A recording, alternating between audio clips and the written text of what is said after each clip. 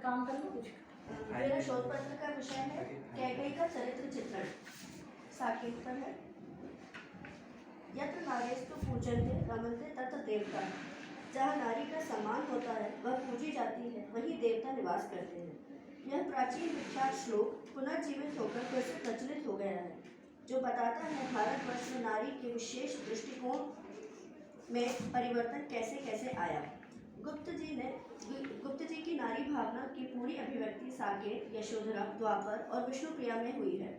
नारी को प्रकृति की उपमा भी दी जाती है। पुरुष और प्रकृति का संगम ही सृष्टि का निर्माण आधार है। नारी वह सनातन शक्ति है जो अनादिकाल से उन सामाजिक दायित्वों का वहन करती आ रही है जिन्हें पुरुषों के कंधे संभाल नहीं पाते। साकेत के नारी पात्र स्वतंत्र व्यक्तित्व रखते हैं। सीता की पति भक्ति की कमी नहीं थी, किंतु उनके जीवन का भी अपना उद्देश्य था। उर्मिला, मांडवी और शुद्ध कीर्ति सब अपने अलग अलग विशेषताओं के साथ इस पृथ्वी पर थे। कौशल्या भी माँ है, किंतु सुमित्रा में वीरता की भावना है। कैकेयी स्वयं अपने दोष का परिहार करने में समर्थ है। साकेत के नारी पात्र में स्वयं नारित्व ने गौरव की भावना विद्यमान है और इसके लिए वे सदैव चैतन्य है।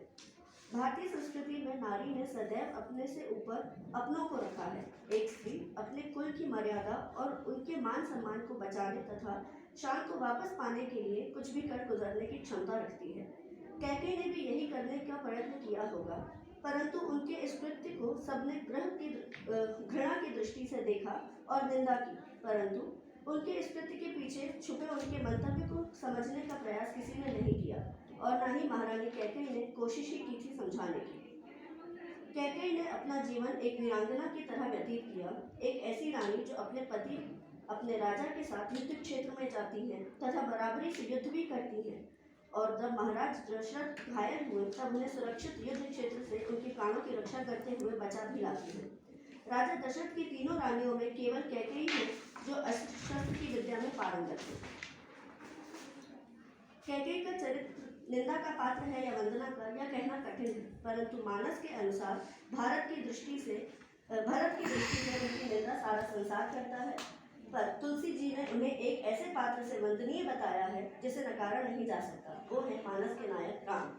यह विचारणीय है कि एक बुद्धिशाली वीरांगना, साहसी स्त्री एक दासी की बातों में कैसे आ सकती है।